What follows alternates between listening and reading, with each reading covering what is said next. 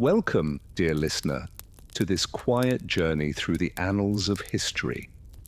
As you settle in for a restful slumber or a moment of peaceful reflection, I invite you to transport your mind to a distant time and place. Imagine, if you will, a realm of stone castles, grand tapestries, and regal pageantry, the world of medieval Europe. Before we embark on our exploration of the lives of royal women in this era, I'd love to know where in the world you're joining us from today. Whether it's morning, noon, or night in your corner of the globe, I'm so glad you've chosen to spend this time with me. If you enjoy this type of calm, historical storytelling, I warmly encourage you to subscribe so we can embark on many more adventures through the ages together. Now let us gently step back in time to an age that is often romanticized in tales of chivalry and courtly love. But for the women of royal blood who lived in these times, life was often far from a fairy tale. Theirs was a world of great uncertainty where political alliances could shift on a whim, and the very survival of dynasties rested on their shoulders. Picture yourself in a drafty, damp stone chamber, the flickering light of candles casting dancing shadows on the wall. This is the bedchamber of a medieval queen. A woman who, despite her lofty title, often faced a precarious and perilous existence. The grand tapestries and rich velvet curtains may create an illusion of warmth and comfort, but the reality for even the most high-born women of this time was often one of hardship and danger. In the pages of history books, we may catch glimpses of queens bedecked in jewels and crowned in gold, their names etched alongside those of kings, but the true stories of these women, their fears, their struggles, their triumphs, are often lost in the mists of time. Tonight, we'll endeavor to bring those stories to life once more, to illuminate the shadows of the past and pay tribute to the resilience and strength of the women who lived them. As we journey back to the Middle Ages, keep in mind that life for royal women was a constant balancing act between duty and survival. From the moment of their birth, princesses were viewed as valuable political commodities. Their marriages arranged to forge alliances and secure peace between kingdoms. They were expected to be pious, virtuous, and above all, to provide heirs to secure the royal line.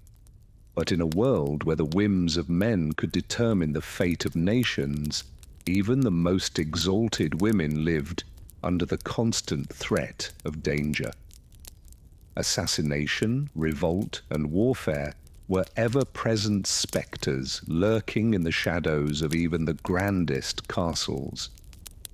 And in an age where medical knowledge was rudimentary at best, the very act of fulfilling their most essential duty, bearing children, could be a death sentence.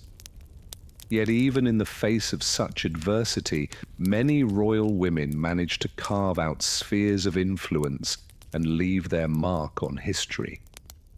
Some ruled as regents in their husbands' stead, skillfully navigating the treacherous waters of medieval politics. Others became patrons of the arts and learning, using their wealth and status to foster cultural growth. And a few, through sheer force of will and personality, managed to defy the conventions of their time and seize power in their own right. As we delve into the stories of these remarkable women, I invite you to let your imagination transport you to their world. Picture yourself walking the stone hallways of a medieval castle, the hem of your gown trailing on the rushes strewn across the floor. Imagine the weight of a jeweled crown upon your brow and the whispered intrigues of courtiers echoing in your ears. In the coming hours, we'll meet queens and princesses, duchesses and countesses, women who faced unimaginable challenges and yet left an indelible mark on the pages of history. So settle in, dear listener, and let the tales of these bygone heroines paint pictures in your mind as you drift off to a peaceful slumber. Our first stop on this journey through time will be the turbulent life of Matilda, daughter of King Henry I of England. Born in 1102, Matilda was destined from birth to be a pawn in the great game of medieval politics. As the only legitimate child of Henry I, she was his heir apparent, a status that would lead to a lifetime of struggle and strife. Matilda's early years were marked by the kind of upheaval that was all too common for royal women of her time. When she was just 8 years old, she was sent to Germany to be married to Henry V, the Holy Roman Emperor. This was a political alliance, pure and simple, a way for her father to secure a powerful ally on the continent.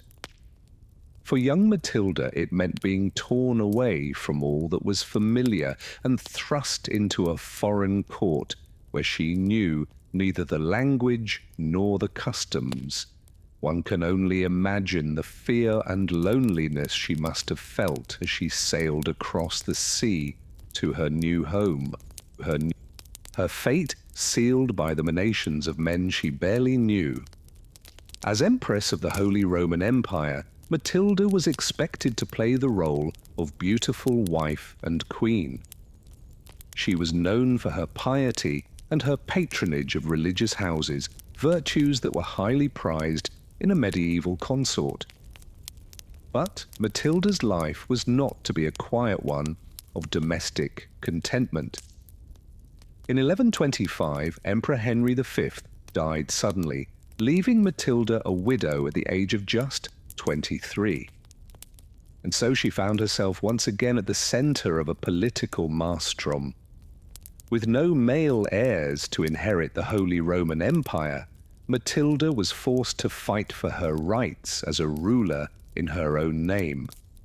She returned to England, where her father named her his heir presumptive, a move that was virtually unprecedented in a time when the idea of a woman ruling in her own right was almost unthinkable. But Matilda's claim to the throne was far from secure. When Henry I died in 1135, the stage was set for a showdown between Matilda and her cousin Stephen of Blais, who had seized the throne in her absence. What followed was a period of chaos and civil war known as the Anarchy, as Matilda and Stephen battled for supremacy. For nearly 2 decades, England was torn apart by conflict as the two claimants to the throne and their supporters clashed in a series of bloody battles and sieges. Throughout it all, Matilda displayed a tenacity and force of will that was remarkable for a woman of her time. She personally led armies into battle, endured harrowing sieges, and narrowly escaped capture on more than one occasion. In 1141, she came tantalizingly close to securing the throne, even holding court in London as Lady of the English. But the tides of war and the prejudices of men were ultimately too much to overcome.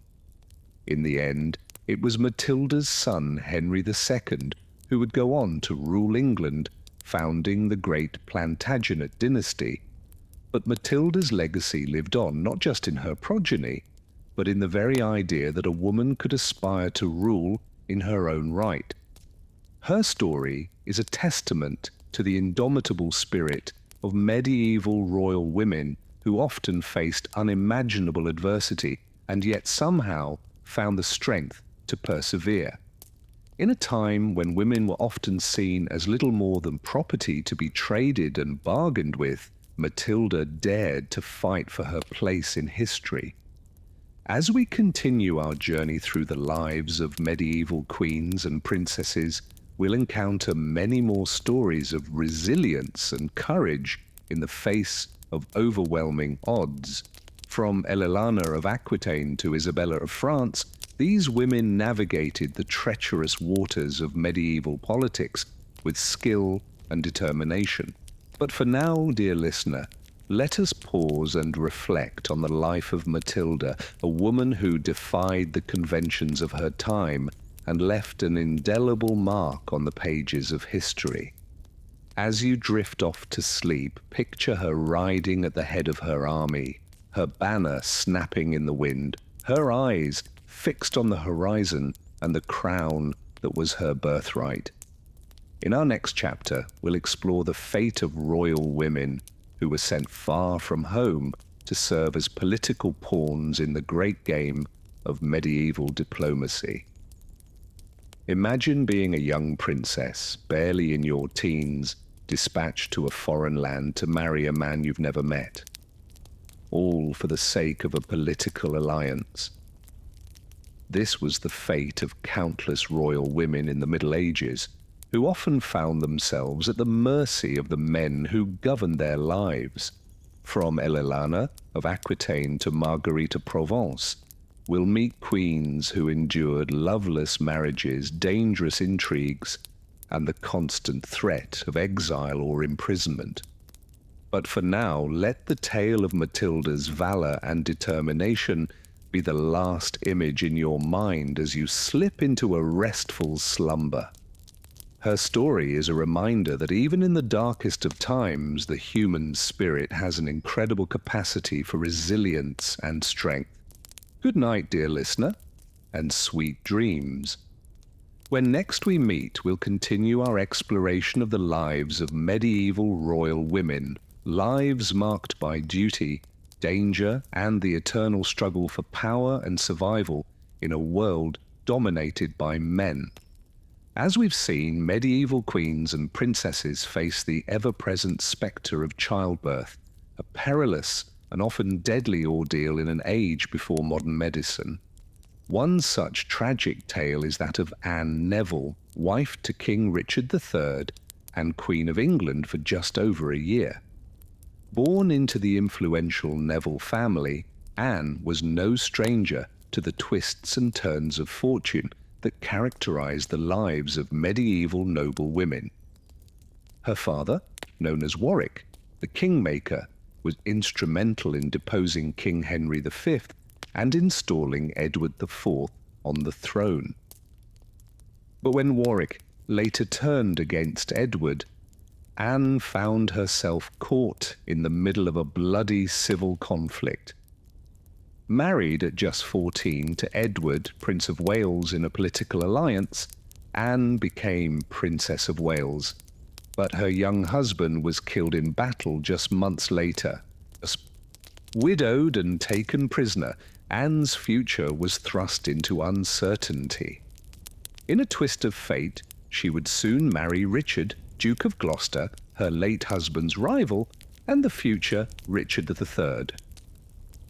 When Richard took the throne in 1483, Anne was crowned his queen consort in a lavish ceremony, but her tenure as queen would be heartbreakingly brief.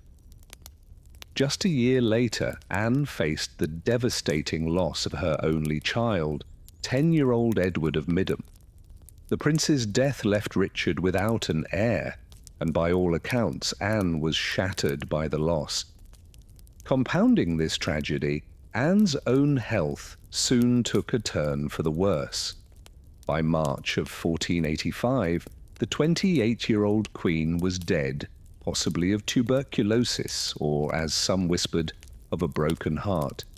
Her life and tragic end exemplify the precarious position of even the most high-born of medieval women, forever at the mercy of political machinations and the cruel whims of fate.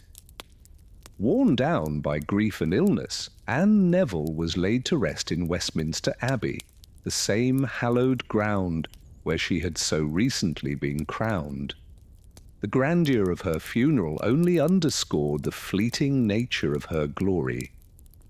In just a few short months, her husband too would be dead, slain in battle by Henry Tudor. And so the wheel of fortune turned once more, ushering in a new dynasty and consigning Anne to the shadows of history.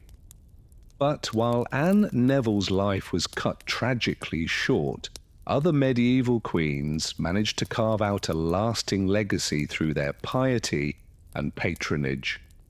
In an era when a woman's role was tightly circumscribed, acts of religious devotion and cultural sponsorship provided an acceptable outlet for their wealth and influence. One such patron was Philippa of Halt, Queen of England, as the wife of King Edward III. Philippa is often overshadowed by her formidable mother-in-law Isabella of France, whom we'll come to later. But in her own quiet way, Philippa left an indelible mark on the cultural landscape of 14th century England. Born into the French-speaking nobility of Hull, now part of Belgium, Philippa was married to Edward in a diplomatic alliance at the tender age of 13, coming to a foreign land and navigating the complex web of English court politics couldn't have been easy for the young princess. But, by all accounts, Philippa rose to the challenge with grace and fortitude. As queen, Philippa became known for her piety and generosity. She was a frequent benefactor of religious houses, donating jewels and rich gifts to her favoured establishments. But perhaps her most enduring legacy was her patronage of Queen's College, Oxford. Founded in 1341 at Philip's urging, Queen's College was innovative in its mission to provide education to students from her native Hall. At a time when university education was largely the preserve of the English elite, this was a groundbreaking move. Philip's influence also shaped the college aesthetically. The magnificent Queen's College Chapel, with its soaring windows and vated ceiling, was built under her sponsorship. Philippa's patronage extended beyond the religious and into the literary sphere. She was a key supporter of Jean Froissart, one of the most notable chroniclers of the 14th century. Under her patronage, Froissart began his famous chronicles, a vivid, if not always impartial account of the 100 Years' War between England and France. Philippa's story reminds us that while medieval queens were often consigned to the sidelines of power, they could still wield significant influence through their cultural and religious patronage. In a world where women's voices were often silenced, the language of art, architecture, and pious works allowed them to leave their mark on history. But for all the solace that religion and patronage could provide, the fact remained that a medieval queen's life was ultimately subject to the whims of men. And when political winds shifted, even the most influential of women could find themselves cast out into the cold. Such was the fate of Marguerite of Provence, Queen of France, as the wife of Louis XX. Margaret's story takes us from the heights of influence to the depths of despair, painting a vivid picture of the precarity of a medieval queen's position. Born into the nobility of Provence, Margaret was renowned for her beauty and intellect. Married to Louis at the age of just 13, she initially enjoyed a position of great influence at the French court. The young king was evidently enamored with his bride, and Margaret used her sway to promote the interests of her provincial relatives and allies. But Margaret's power soon drew the eye of the French nobility, who resented the influence of these foreign interlopers. Whispers began to circulate of Margaret's alleged infidelity, casting aspersions on the paternity of her children. While these rumors were likely baseless, they underscored the precarious nature of a queen's reputation in the royal fishbowl. Marguerite's fortunes took a further turn when Louis embarked on the Seventh Crusade in 1248. With the king away waging holy war, the nobility took the opportunity to move against Marguerite and her faction. The Queen Mother, Blanche of Castile, used her own considerable influence to sideline Marguerite and reassert control over the regency government. Stripped of her power and position, Marguerite took the desperate step of setting out to join her husband on crusade. It was a perilous journey for a woman to undertake. Fraught with the dangers of sea travel and the machinations of hostile forces. But for Marguerite, it seemed the only way to escape the indignities being heaped upon her in France. In a cruel twist of fate, however, Marguerite would find little respite in the Holy Land. Louise had been captured by Egyptian forces, and Margaret arrived to find herself effectively a prisoner in a foreign land. According to contemporary accounts, she gave birth to their son in the most harrowing of circumstances, surrounded by the constant threat of violence. Marguerite's ordeal exemplifies the knife edge upon which a medieval queen's fate balanced. From the heights of influence to the depths of despair, her story swung on the caprice of men and the shifting sands of political fortune. Hers was a life lived in the shadow of power, ever contingent, ever precarious. Eventually, Marguerite and Louis would return to France, the crusade having ended in disaster. The king was a changed man, his fervour for holy war tempered by the brutal realities of the battlefield. As for Marguerite, she retreated increasingly into piety and acts of charity, perhaps seeking solace in the certainties of faith. When Louis set off on yet another ill-fated crusade in 1270, Margaret was left behind to act as regent alongside their son.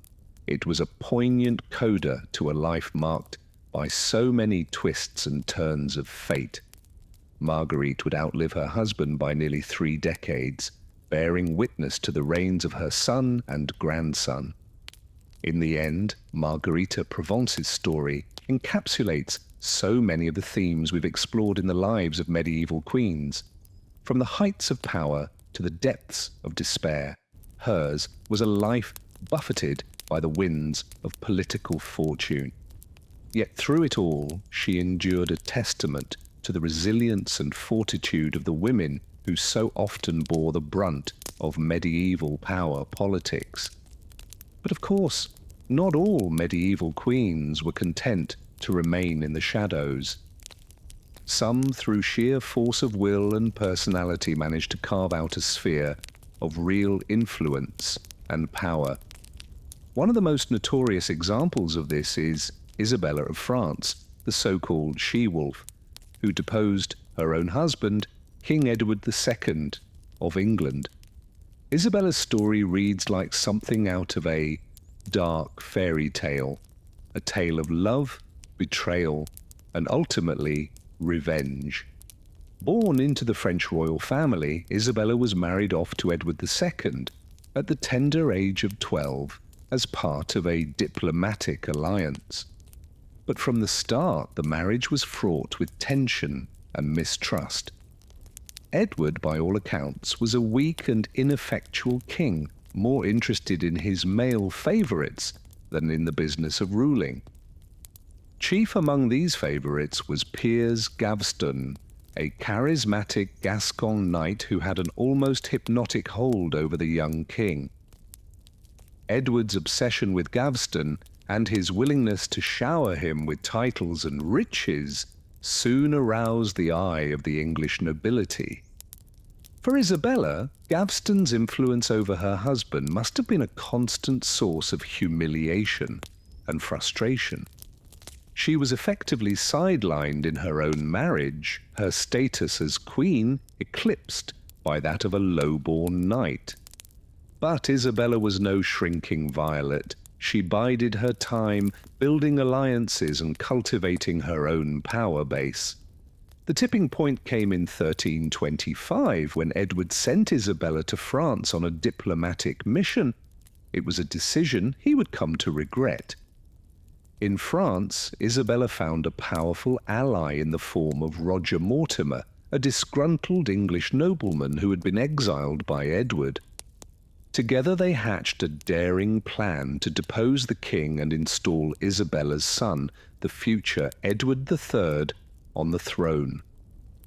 What followed was a stunning coup that would change the course of English history. With Mortimer by her side and an army at her back, Isabella landed on the English coast in 1326. The pair quickly gained support from disaffected nobles and marched on London, gathering momentum as they went. Faced with this overwhelming show of force, Edward II had little choice but to flee. He was eventually captured and imprisoned. His fate sealed by the very same nobles who had once supported him. In a chilling act of vengeance, Isabella had her husband brutally murdered, a deed that would earn her the moniker of She-Wolf in the annals of history. For a time, Isabella and Mortimer effectively ruled England as co-regents, their power unchecked by any higher authority. It was a remarkable inversion of the traditional gender roles of medieval society. A woman wielding the reins of power with a man as her consort and enforcer. But as with all tales of power and ambition, Isabella's story did not have a happy ending. Her son Edward III chafed under the yoke of Mortimer's influence and eventually staged his own coup, having his mother's lover arrested and executed. Isabella herself was spared but spent the rest of her life in luxurious exile, stripped of her power and influence. In the end, Isabella of France's story stands as a testament to the extraordinary lengths to which a medieval queen might go to assert her own agency in a world dominated by men. Through sheer force of will and personality, she upended the established order, seizing power in a way that few women of her time could have dreamed of. But her tale also serves as a cautionary one, a reminder of the perils that awaited even the most formidable of women in the cutthroat world of medieval politics.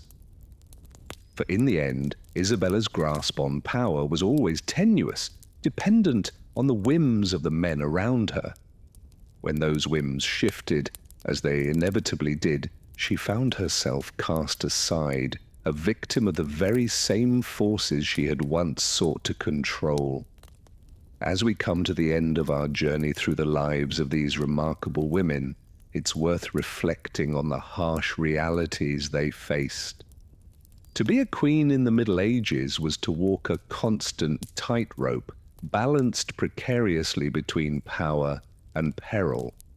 On the one hand, these women enjoyed a level of privilege and influence that was unimaginable to most of their contemporaries. They had access to wealth, education, and cultural resources that set them apart from the vast majority of medieval society. Some, like Filipe Rovino, used this privilege to leave a lasting mark on the world through acts of patronage and piety. But on the other hand, these women were also acutely vulnerable, their fates tied to the shifting winds of dynastic politics and the whims of the men around them. They faced constant threats to their safety and well-being, from the perils of childbirth to the menations of rivals and enemies. Some, like Anne Neville, met with tragedy and heartbreak, their lives cut short by the cruel twists of fate. And even those who managed to carve out a sphere of influence like Isabella of France did so at great personal risk. In a world where power was the ultimate prize, a woman who dared to reach for it could just as easily find herself cast down into the abyss. Perhaps what's most striking about these stories is the sheer resilience and fortitude of the women who lived them. In the face of unimaginable adversity, they found ways to endure, to adapt, and even to thrive. Whether through acts of piety, patronage, or sheer political maneuvering, they asserted their agency in a world that sought to deny it to them at every turn. In the end, their stories serve as a powerful reminder of the extraordinary capacity of the human spirit to overcome even the most daunting of obstacles. They may have lived in a world far removed from our own, but the challenges they faced of love and loss, of power and peril, are ones that still resonate across the centuries. So as we close the book on this chapter of history, let us remember these women, not just as queens and consorts, but as individuals, each with her own unique story to tell. In doing so, we honor their memory and the enduring legacy they left behind. And with that, we come to the end of our journey through the lives of medieval queens. I hope that in some small way, their stories have shed light on the complex realities of life in the Middle Ages. A world of grandeur and squalor, of piety and violence, of love and loss. But more than that, I hope they've served as a reminder of the extraordinary resilience and strength of the human spirit. These women, for all the challenges they faced, found ways to leave their mark on history through their patronage, their piety, and their sheer force of will. As we drift off to sleep, let us carry their stories with us, a testament to the enduring power of the human experience across time and across cultures. And let us remember that even in the darkest of times, there is always a glimmer of light to be found, a flicker of hope that can guide us through to brighter days ahead. Good night and sweet dreams. As we've seen, medieval queens and princesses often found their lives shaped by forces far beyond their control. Married off to secure alliances, sent to foreign courts and pressured to produce male heirs. But perhaps no aspect of their lives was more harrowing and dangerous than the perils of childbirth. In an age long before modern medicine, obstetrical care was rudimentary at best. Midwives who attended most births relied more on folklore and tradition than scientific knowledge. The concept of hygiene was poorly understood.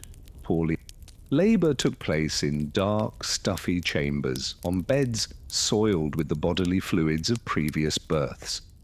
Instruments, when used, were not properly cleaned. It's hardly surprising that puerperal fever caused by bacterial infections was rampant. For a queen, the risks were compounded by the immense pressure to deliver a healthy son. The succession of a dynasty, the stability of a kingdom, could hinge on the sex of a newborn. Imagine laboring for hours or days in excruciating pain, fearing not only for your own life, but also the political fallout if you failed to produce an heir. The tragic story of Anne Neville, wife of King Richard III, illustrates just how dangerous childbirth could be, even for those at the very pinnacle of society. At just 16, Anne became Queen of England when her husband seized the throne. An intelligent and influential woman, she gave birth to the couple's only legitimate son, Edward of Middham, around 1476. But only a decade later, both Anne and her young son fell gravely ill, likely from tuberculosis. Despite her elevated status, there was little doctors could do. In a matter of months, Anne watched helplessly as her son wasted away and died, her own health broken. She lived only a few months more before succumbing herself at Westminster Palace in March 1485. She was just 28 years old. Anne's heartbreaking tale was all too common in an era when medicine was powerless against so many ills. For every queen who successfully navigated the perils of childbirth, dozens did not. It's a stark reminder of just how fragile life could be, even for those born to privilege and power. Of course, some royal women did manage to wield influence and authority despite the constraints placed upon them. but to do so often required extraordinary strength of will and personality.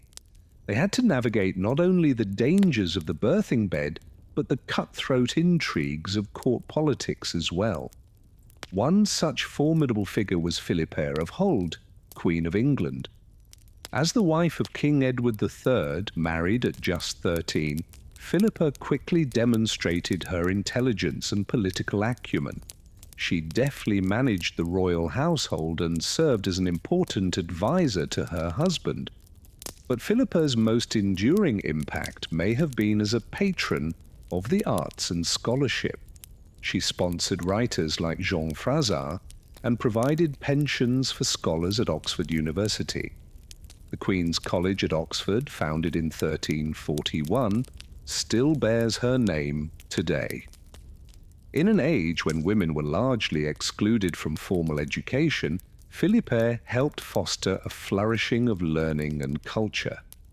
Her story hints at the ways some exceptional women were able to shape their own destinies, even within the rigid constraints of medieval queenship. They may have been political pawns, but they weren't always passive ones.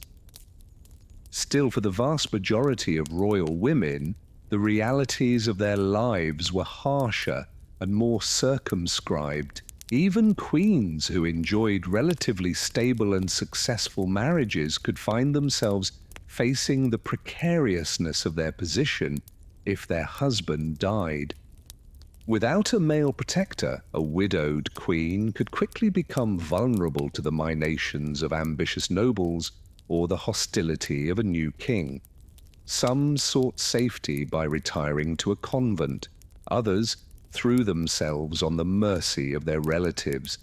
A lucky few were able to carve out a role for themselves as dagger queens, using their wisdom and experience to advise the new ruler.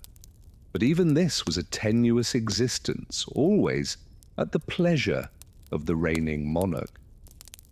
For a particularly vivid illustration, we need look no further than the story of Marguerite of Provence, wife of Louis IX of France. A savvy and strong-willed woman, Marguerite wielded considerable influence over her husband and served as regent in his absence. But when Louise died in 1270, Marguerite's fortunes quickly changed. Her son, now King Philip III, was estranged from her and resentful of her influence.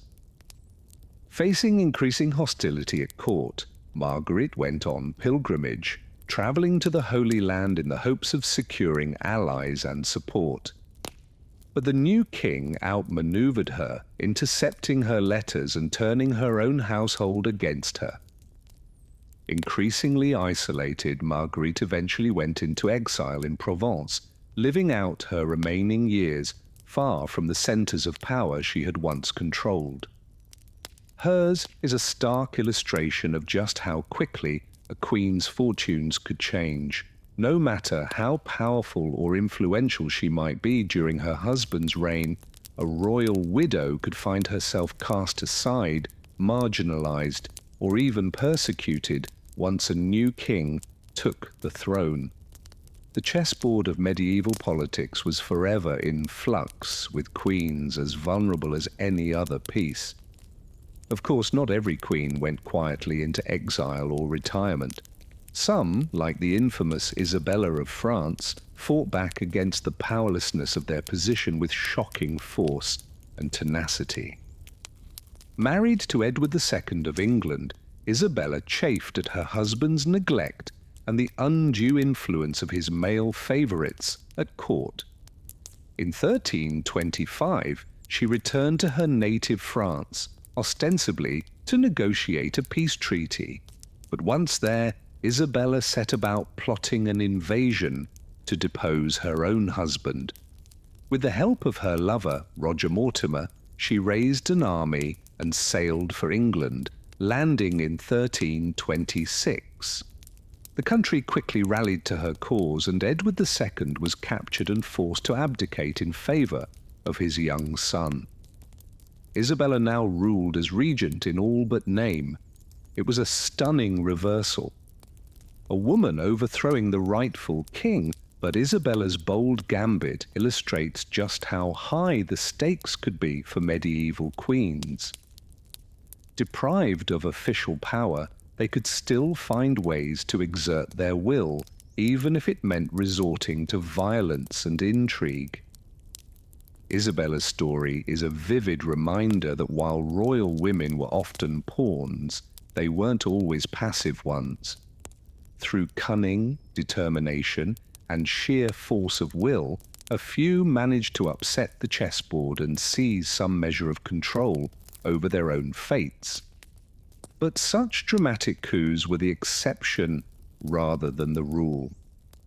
For most medieval queens and princesses, life was a constant negotiation of the limits placed upon them by a deeply patriarchal society. Valued mainly for their wombs, they faced immense pressure to produce male heirs. Subject to the whims of fathers, husbands, and sons, their lives were forever precarious.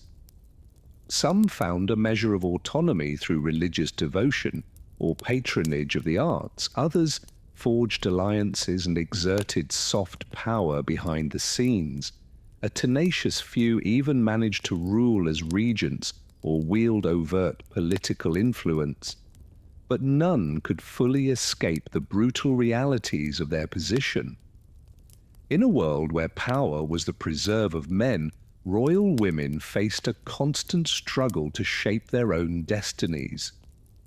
The perils of childbirth, the capriciousness of dynastic politics, the looming threat of marginalization or exile, these were the inescapable conditions of their lives. And so we return to that draughty castle chamber, to the exhausted figure of the medieval queen, surveying her cramped world of tapestries and smoky fires. She may live amidst grandeur, clad in silks and jewels and waited on by a vast retinue, but she knows her true worth is measured only in the sons she can produce. Her power, her very survival, is always contingent. It's a grim portrait, a sobering antidote to our romantic notions of medieval royalty. But it's also a testament to the resilience and resourcefulness of the women who endured these hardships. Deprived of autonomy, beset by dangers, they nevertheless found ways to leave their mark on history. In their stories, in the triumphs and tragedies, the acts of piety and patronage and intrigue, we catch a glimpse of lives lived under extraordinary pressure, and we're reminded that even in the most constrained of circumstances, the human spirit has a remarkable capacity for endurance and even defiance. So let us spare a thought for Matilda and Eleanor, for Anne and Philippa, and Marguerite and Isabella, and for the countless anonymous royal women whose names are lost to history. Theirs was a brutal and often thankless existence, but one that nevertheless shaped the course of nations and dynasties. In remembering their struggles, we honor their grit and tenacity in the face of overwhelming odds. As the candles flickered in the draughty bedchamber, casting dancing shadows on the stone walls, Marguerite of Provence clutched her rosary beads and uttered a fervent prayer. She was about to embark on a perilous journey, a pilgrimage that would take her far from the relative safety and comfort of the royal court. In the 13th century, embarking on a religious pilgrimage was one of the few occasions when a queen might undertake extensive travel. The Church heartily approved of these acts of public piety by royal women. Marguerite, wife of the celebrated French King Louis IX, had vowed to make a pilgrimage to the Abbey of Cluny if her husband safely returned from the Seventh Crusade. When Louis finally arrived back on French soil, after 6 long years away, Margaret immediately set about fulfilling her promise to God. She would journey from Paris to the renowned abbey in Burgundy, a voyage of nearly 200 miles an immense distance in an age when most people rarely ventured more than a few miles from their birthplace. For a queen to undertake such a long, arduous journey was no small matter. The roads were perilous, often little more than muddy, rooted tracks that wound through dense forests and over steep hills. Brigands and highwaymen posed a constant threat to travellers. Moreover, a royal entourage required vast amounts of provisions, not to mention costly gifts to present at the holy sites along the way. Marguerite would have ridden on horseback or in an uncomfortable jostling carriage. Foul weather could easily turn the roads to impossible quagmires. As challenging as the physical journey was, however, it palled in comparison to the political perils faced by a queen who left the side of her king for an extended period. Marguerite's very absence from court created a dangerous vacuum that rival factions sought to fill. Courtiers whispered and schemed, always alert for any shift in the balance of power. A queen's hold on influence was ever tenuous in a world where power flowed from proximity to the monarch. For Marguerite, undertaking her sacred pilgrimage meant relinquishing her hard-won role as Louis's most trusted confidant and advisor. Despite the risks, Marguerite was determined to fulfill her holy vow. With a small retinue of ladies in waiting, clerics and men-at-arms, the Queen set forth from Paris. The bells of Notre Dame Cathedral tolling solemnly behind her. The journey to Cluny would prove long and trying, the roads every bit as treacherous as feared.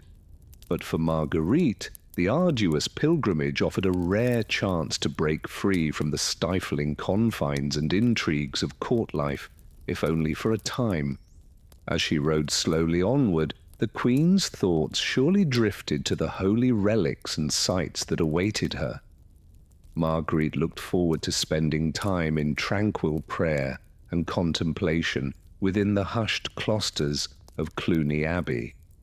There, in the presence of sacred relics like the purported fingerbone of St. John the Baptist, she would beseech the Almighty for blessings and protection for her husband, her children, and the Kingdom of France. The pilgrimage to Cluny was not to be Marguerite's only foray into the uncertain world beyond castle walls. However, years later, the Queen would find herself journeying not on a sacred pilgrimage, but into exile. When Margaret's eldest son, Philip, assumed the throne following his father's death, he swiftly set about marginalizing his strong-willed mother's influence. Resentful of the Queen's meddling and iron control over the royal treasury, Philip had his mother banished from court. Marguerite took up residence at Rez, the site of French coronations. There, as if in defiance of her relegation to the political sidelines, the Queen established her own rival court of sorts. She drew loyal courtiers and dignitaries into her orbit, dispensing patronage and charity. Despite her son's efforts to sideline her, Marguerite refused to relinquish the power and prestige she had grown accustomed to as Queen of France. Even in exile, the indomitable Queen continued to wield influence from afar. Through letters and envoys, she made her displeasure with Philip's policies and appointments known. The new king quickly learned that banishment alone was not enough to silence a woman as savvy and tenacious as Marguerite of Provence. Her decades at the very heart of the royal court had taught the Queen how to navigate the treacherous currents of power. As such, Marguerite's story vividly illustrates the tenuous position of even the most exalted women in medieval society. For a queen, especially one known for her ambition and political acumen, the threat of exile was ever present. A queen served at the pleasure of the king. If she overstepped or displeased him, she could quickly find herself cast out from the royal presence, stripped of power and influence. Yet exile, like pilgrimage, also offered royal women a degree of autonomy and agency seldom possible within the strict strictures of court life. Removed from the watchful eye of the monarch, an exiled queen could more freely cultivate her own base of support and influence. Indeed, Marguerite of Provence remained a force to be reckoned with, even from her banishment at Ramsay. The experiences of Marguerite and so many of her royal sisters highlight the peculiar paradox faced by medieval queens. Their lofty status afforded them immense privilege, wealth, and access to power. Yet that same exalted rank also left them intensely vulnerable to the whims and suspicions of their husbands and sons. A queen, even one who wore a crown and sat a throne, was still ultimately subject to male authority. Undertaking a pilgrimage or facing exile were two sides of the same coin for women like Marguerite. Occasions when the normal strictures and scrutiny of their lives eased, if only fleetingly. In those rare moments of relative freedom and autonomy, some royal women found opportunities to more fully become themselves, to wield power and influence on their own terms. The road could be fraught with peril, whether travelling to a holy shrine or banished from court, but it offered tantalizing glimpses of a life less circumscribed by the demands of others. For the indefatigable Marguerite of Provence, neither pilgrimage nor exile could long keep her from the heart of power. This queen understood better than most how to navigate the treacherous landscape of medieval politics. Her years of devotion and service to Louis IX had earned her a reputation as a woman of great piety and wisdom, a formidable figure who commanded respect and allegiance. Even when temporarily removed from the king's side, Margaret refused to relinquish her hard-won authority. As she made her arduous way toward Cluny Abbey all those years ago, rosary beads clasped tightly in her hands, Margaret surely drew strength and resolve from her faith. In a world where the winds of power and peril could shift without warning, the Queen had learned to rely on her own unshakable sense of purpose. Come what may, pilgrimage or exile, power or persecution, Marguerite of Provence would remain steadfast. For this redoubtable medieval queen, adversity was simply another challenge to be met with the same unwavering resilience that had defined her remarkable life. The life of a medieval queen was a paradoxical one. To the common folk, these royal women lived in unimaginable grandeur, with every comfort provided.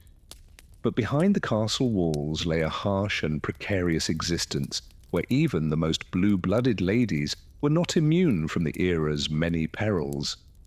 Power was a double-edged sword.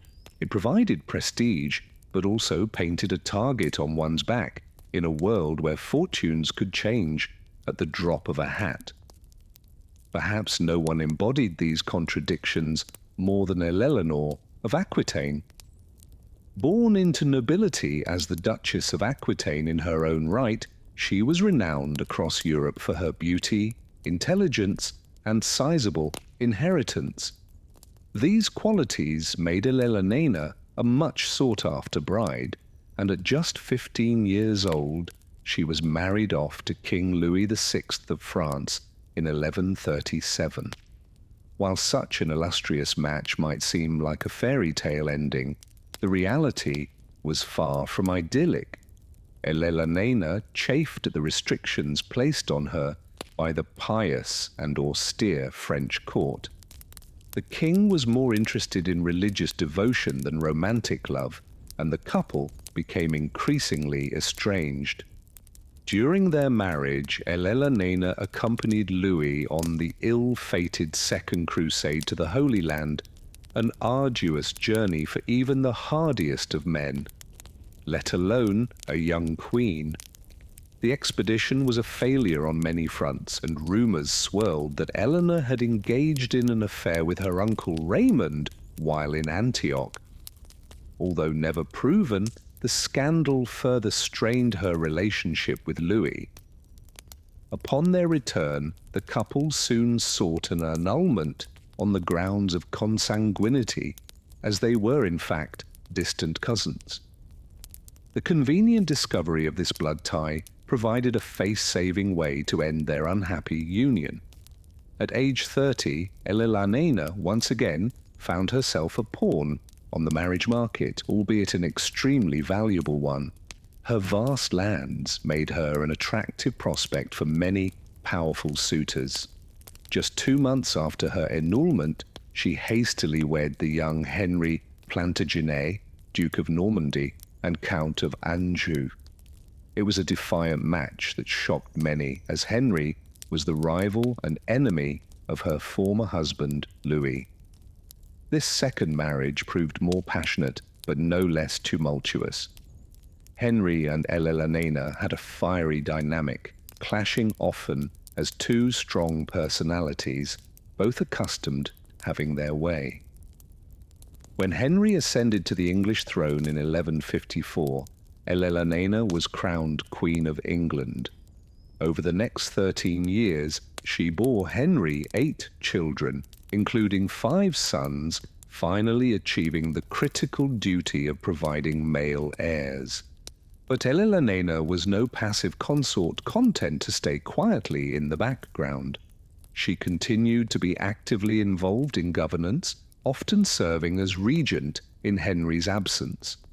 Her court at Poitiers became a renowned centre of courtly love and artistry, in contrast to Henry's more rough and tumble preferred pastimes like hunting and warfare. As their children grew, family squabbles escalated into outright rebellion, with Eleanor's sons rising up against their father, likely with her tacit support. Incensed by this betrayal, Henry had Eleanor arrested and imprisoned for treason. She spent the next 16 years under house arrest, actually confined to various royal holdings. It was only after Henry's death in 1189 that Eleanor was finally freed by her son, and now King Richard, the Lion He Heart. In a remarkable turn of events, the nearly 70-year-old Eleanor stepped back into the spheres of power as she took on the role of regent, while Richard launched his crusade. Even in her advanced age, the indomitable queen travelled across Europe to negotiate Richard's marriage and ransom when he was captured. Eleanor's later years, serving as an elder stateswoman, marked a triumphant final chapter in a turbulent life that saw dramatic swings of fortune. Her story embodied the dizzying heights and plummeting depths that defined the capricious lives of even the most elite medieval women. From glittering courts to dank prison cells, the ever-present spectres of dynastic manoeuvring, forbidden love, and shifting allegiances meant that no queen, however powerful, was ever truly secure. Indeed, if the trials of Eleanor of Aquitaine demonstrated anything, it was that the glittering trappings of royal power were underpinned by the cold, hard realities of medieval marriage and motherhood. For even the highest women of the time, their chief value lay in their wombs and the sons they could produce to carry on family lines. This unrelenting pressure shadowed queens from the moment they took their marital vows. Childbirth in the medieval era was an incredibly perilous undertaking for women of all stations. But for royal women, the stakes were amplified by the added political implications.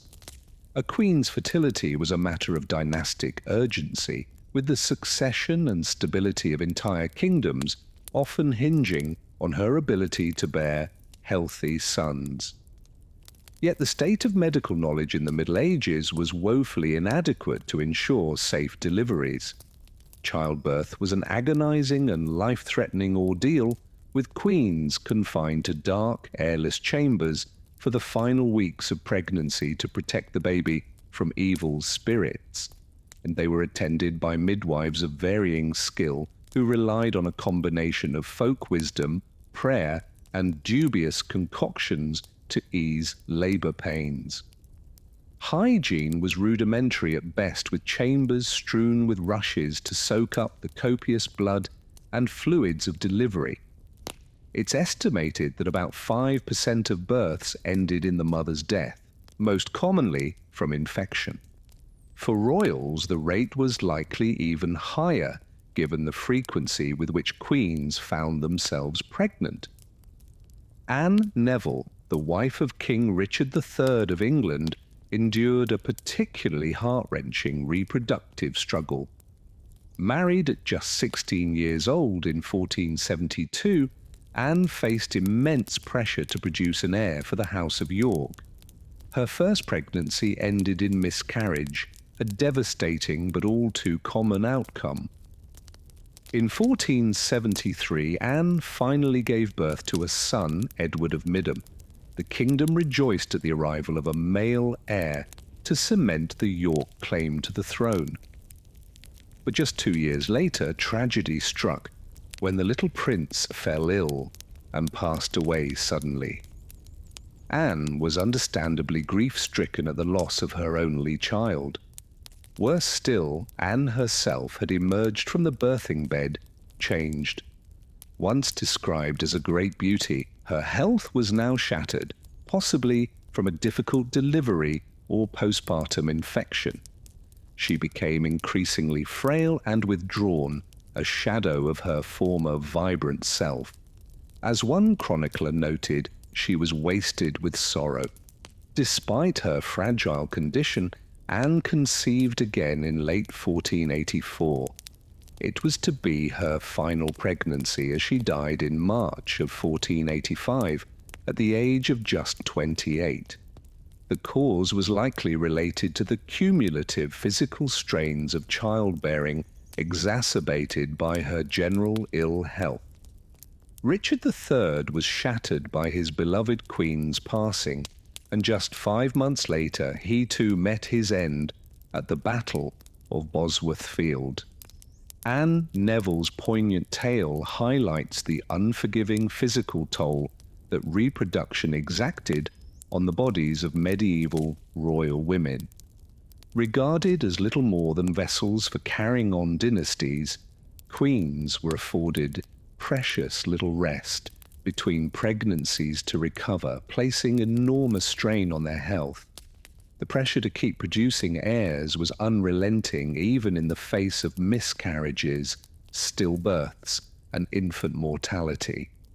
This cycle of childbearing was also deeply entwined with the political maneuvering that dominated court life. A queen's status often directly correlated to her reproductive success, with her influence and security rising and falling with the births and deaths of children, particularly sons. Failure to conceive was viewed as a personal and moral failing rather than a twist of biological fate. Beyond the bedchamber, medieval queens were expected to be paragons of piety and virtue, setting an example of religious devotion for their subjects to follow. The ideal queen was meant to be a helpmate to her husband, an obedient consort who deferred to his authority.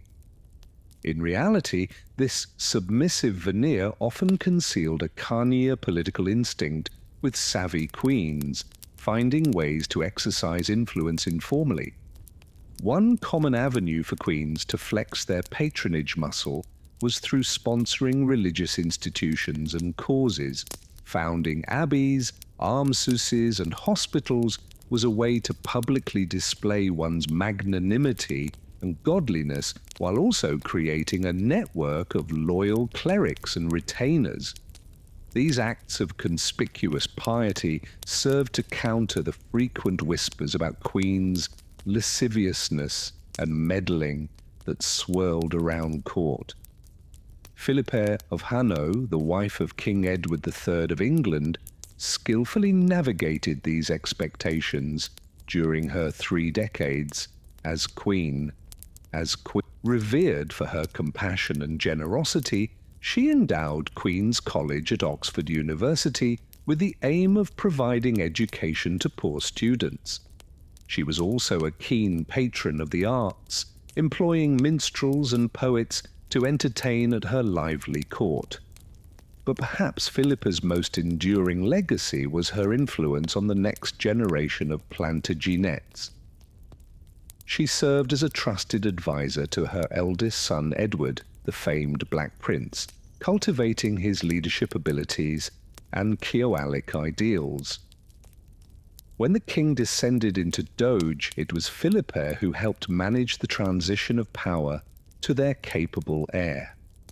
As mother to an impressive brood of 12 children who survived to adulthood, Philippa had fulfilled her duty, and then some to propagate the Plantagenet line. Her fecundity combined with her gracious but steely disposition made her a formidable queen who commanded genuine respect rather than grudging obeisance. When she passed away in 1369, she was deeply mourned by the king and kingdom alike. In many ways, Philippa of Hainaut represented the medieval queenly ideal, a fertile, decorous consort who provided wise counsel while largely remaining in the background. But this paradigm was not one that all royal women could or would conform to. In a world where the boundaries between the personal and political were gossamer thin, some queens could not resist the temptation to test the limits of their feminine authority.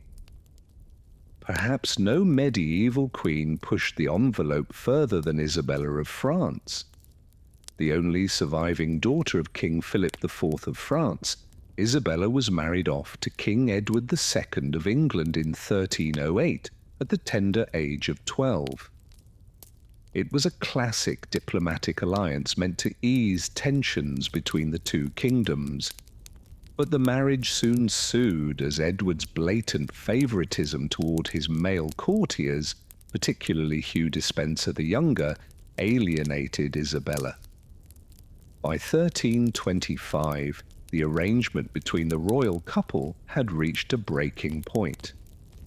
Using the excuse of negotiating a peace treaty with France, Isabella decamped to Paris and refused to return to England as long as the Despensers remained at court. From exile, she began plotting to overthrow her husband with the help of her lover, Roger Mortimer. In a stunning reversal of gender roles, Isabella raised a mercenary army and invaded England in 1326, rallying disaffected nobles to her cause. Deserted by his followers and captured by Isabella's forces, Edward III was forced to abdicate in favour of their teenage son, who became King Edward III. Although Isabella claimed to be acting as regent for her son, it soon became clear that she and Mortimer were the true power behind the throne. For 4 years, the pair ruled England in all but name, using their position to enrich themselves and dispatch their enemies. It was an astonishing turn of events in an era where women, let alone queens, were expected to be submissive and apolitical. Isabella's brazen actions earned her the moniker the She-Wolf of France for her ruthless pursuit of power. But Isabella's gambit was a step too far for the English nobility, who chafed at being ruled by an adulterous foreign-born queen and her upstart lover. In 1330, the young King Edward III asserted his authority by staging a palace coup, arresting Mortimer and having him executed for treason. As for Isabella, she was effectively banished from court, forced to live out her remaining years in obscurity at a remote castle. Isabella of France's dramatic rise and fall embodied the knife's edge that medieval queens had to walk. Operating in the shadowlands between explicit and implicit power, they had to tread carefully in asserting their influence. A misstep could mean disgrace, exile, or even death in an unforgiving political landscape. For while queenship conferred great privilege and prestige, it also entailed profound vulnerability and precarity. Royal women were always just one false move, one dry womb, one rogue rumour away from disaster. In a world where dynastic ambition trumped all, queens were often little more than pawns to be traded, tolerated, and tossed aside in the great game of statecraft. This reality was perhaps most viscerally reflected in the perils of pilgrimage and exile that loomed over many medieval queens. In an era of performative piety, going on pilgrimage was one of the few acceptable reasons for royal women to venture beyond their domestic sphere. These journeys offered a rare taste of adventure and autonomy, a chance to escape the suffocating confines of the court. But pilgrimage was also an immensely arduous and hazardous undertaking in the medieval era. Travel was slow and uncomfortable along rutted roads and stormy seas. Bandits and disease posed a constant threat, ready to cut down even the most blue-blooded of wayfarers. Many queens undertook pilgrimages not just for spiritual edification, but for political expediency, either as penance for perceived transgressions or as a show of contrition to ease tensions. For Marguerite of Provence, consort to Louis IX of France, pilgrimage proved to be a source of both solace and sorrow. A deeply devout woman, Marguerite accompanied her equally pious husband on his first crusade to Egypt in 1248. It was a disastrous campaign, culminating in Louise being captured by the Mamluks. Margarita, who was pregnant at the time, managed to scrape together the enormous ransom to free Louise and his surviving men. But the ordeal left them both physically and mentally scarred, with Louis vowing to launch another crusade to atone for his failure. In 1270, the royal couple set out again, this time for Tunis, but they never reached their destination. Louise died of dysentery along the way, leaving Marguerite devastated. Now a widow, Marguerite returned to France to serve as regent for her young son, but her grip on power was tenuous, and she soon found herself outmaneuvered by her own brother-in-law. In a final indignity, Marguerite was more or less banished from court, forced to retreat to her Dea lands in Provence. It was a bitter coda to a life marked by both the lofty heights of queenship and the capricious turns of fortune. Marguerite of Provence's journey encapsulated the dizzying vicissitudes that defined the lives of medieval queens.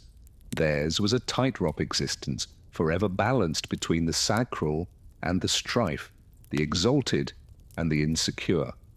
Even the most seemingly stable of royal marriages could not shield them from the ever-present threats of political eclipse, exile, and erasure. For in the final accounting, medieval queens were hostage to both their fickle biology and the implacable forces of dynasty. Their worth was measured in heirs and unaction, their persons deployed as diplomatic bargaining chips. They lived under a burden of relentless scrutiny, their every move and utterance dissected for signs of scandal or sedition. And yet, for all the perils and precarity of their position, queens also held a uniquely visible platform from which to influence events. Through the soft power levers of patronage, pilgrimage, and piety, they could carve out spheres of influence that belied their ostensibly subordinate status.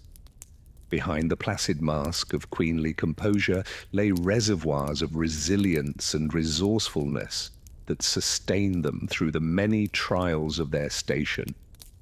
In the tapestry of medieval history, these royal women's stories form a glittering but bloodied thread. Theirs was a sisterhood bound by the common experiences of perilous childbirth, loveless marriage, and capricious fortune. Even the mightiest among them walked a razor's edge, their fates ultimately dependent on the whims of fathers, husbands, and sons. To look back on their lives from the vantage of modernity is to marvel at the sheer fortitude it took to endure in a world so hostile to their agency. For every Eleanor of Aquitaine who managed to claw her way to a modicum of self-determination, there were scores of forgotten queens who languished in obscurity, valued only for their fertility or utility to the dynastic project. Their names may have faded from the historical record, but their collective struggles reverberate across the centuries, a testament to the unyielding and often unsung strength of the medieval female. Theirs was a sisterhood of survival in a world where womanhood itself was a high-wire act, forever poised between the sacred and the profane. In the end, perhaps the greatest legacy left by these long-ago queens is the enduring example of their resilience in the face of unimaginable adversity. They navigated the treacherous currents of court life with a grace and grit that belied the gilded cage of their queenship. In doing so, they etched their indelible mark on the annals of history, one defiant breath at a time. The regal beauty and luxurious finery of Isabella of France, master's steely determination and shrewd political mind. Born into the powerful Capetian dynasty of France in 1295, Isabella was dispatched to England at the tender age of 12 to marry the English king Edward II. It was an arrangement meant to foster peace between the two kingdoms, but it was not a happy union. Edward was an ineffectual ruler with little interest in governance or his young bride. He lavished favour and power on his male favourites, much to the resentment of England's nobles. The spurned Isabella found herself isolated and powerless in a foreign court, her queenly authority eclipsed by the whims of her feckless husband. But Isabella would not resign herself to irrelevance. She bided her time, quietly cultivating allies and waiting for an opportune moment to strike. That moment arrived in 1325 when tensions between England and France flared once again. Edward dispatched Isabella to negotiate with her brother, King Charles IV of France. It was a fateful decision. Once safely back in her native France, Isabella unveiled her true intentions. She refused to return to England until Edward expelled his favourites from court. Incensed, Edward refused, but Isabella had a new card to play. She had taken a lover of her own, the dashing English nobleman Roger Mortimer. Together they hatched an audacious plot to invade England and depose Edward. With her son, the future Edward III, in tow's figurehead, Isabella and Mortimer landed on English shores in 1326 with a small mercenary force. To their shock, support for their cause snowballed with astonishing speed. Disaffected nobles rallied to the rebel queen, and Edward's regime crumbled with barely a fight. The king was forced to abdicate in favour of his young son, with Isabella ruling as regent. At last, the long-overlooked queen had seized the reins of power with her own hands. Edward was imprisoned, then gruesomely executed, allegedly, by having a red-hot poker thrust into his bowels. The lurid whispers of his demise only burnished Isabella's formidable reputation. For 4 years, Isabella and Mortimer effectively ruled England, enriching themselves and purging the kingdom of their remaining enemies. But their ruthless regime bred resentment, and in 1330, the 18-year-old Edward III asserted his royal authority with a counter-coup. Mortimer was hanged as a traitor, and Isabella was relegated to a quiet retirement on a generous pension. The she-wolf of France, as Isabella was dubbed by her foes, had orchestrated the first successful invasion of England since the Norman conquest 3 centuries prior. Her astonishing trajectory from child bride to rebel queen to deposed regent was a testament to her indomitable will and keen political instincts. In an age where royal women were often regarded as little more than dynastic chess pieces, Isabella boldly rewrote the rules. Through cunning statecraft, brazen adultery, and even outright warfare, she had clawed her way to the apex of power. Though her own reign was fleeting, Isabella's dramatic life served as a powerful reminder. Even in the male-dominated world of medieval monarchy, formidable queens could still upend the political order. As the chaos of Isabella's time receded into memory, England was left to grapple with the unsettling implications of her story. How much power could a queen be allowed to wield? What were the consequences when family ties and feudal obligations collided? These were questions that would echo down through centuries of English history as new generations of royal women navigated the treacherous currents of court intrigue and dynastic politics. Isabella's own granddaughter, Philippe of Hainault, would go on to become one of medieval England's most influential queen consorts. But Philippe's power was of a decidedly different character than Isabella's had been. Where Isabella had seized the stage through daring and guile, Philippe would work behind the scenes, acting as a trusted advisor to her husband and a generous patron of learning. Born in 1310 or 1311 in the Low Countries of what is now Belgium, Philippe was the daughter of the Count of Hull.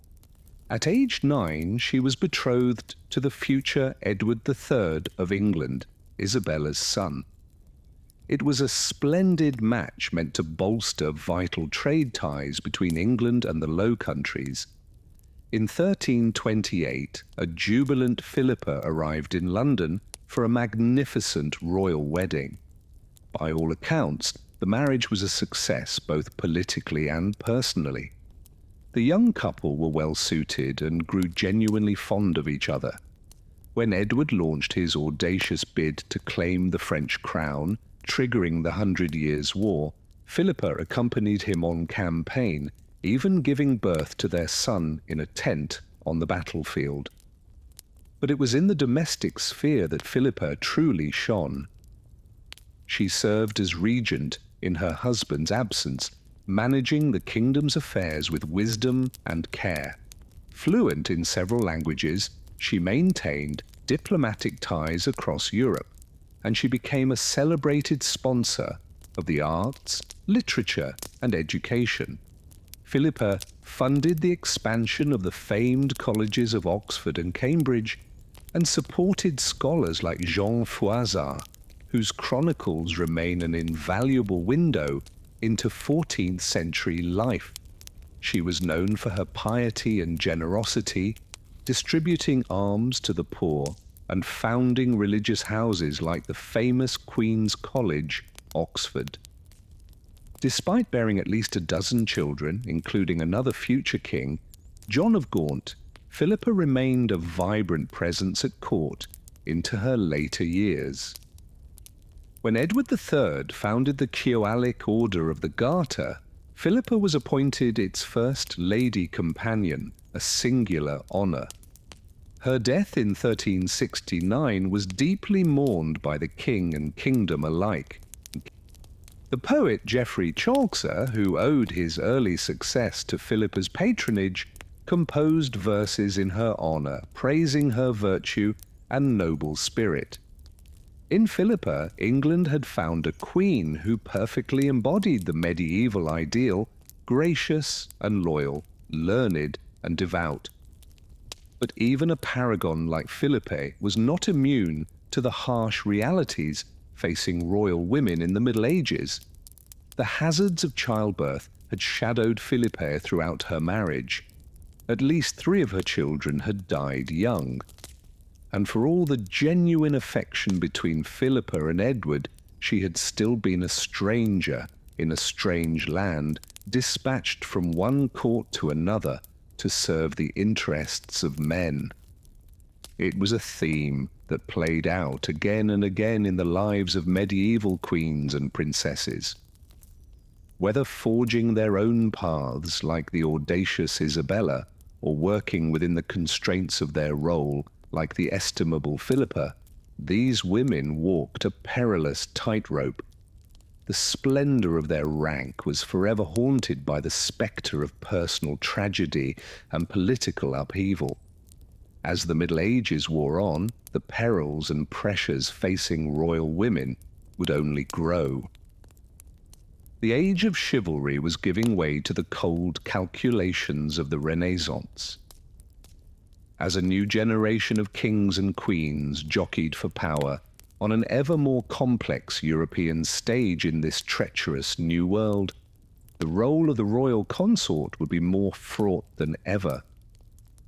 But that perhaps is a story for another day.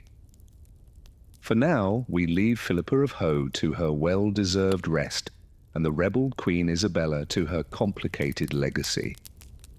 2 very different women leading 2 very different lives, but both inextricably bound by the demands and limitations placed upon medieval queenship. As we let the miasts of time swirl closed around them, we're left to ponder the harsh truths their stories reveal about power, womanhood, and the capricious tides of history. These are questions that transcend any one era, echoing down to us today with undiminished urgency. In the triumphs and tragedies of queens long gone, we may yet find glimmers of our own struggles and aspirations refracted through the prism of the past.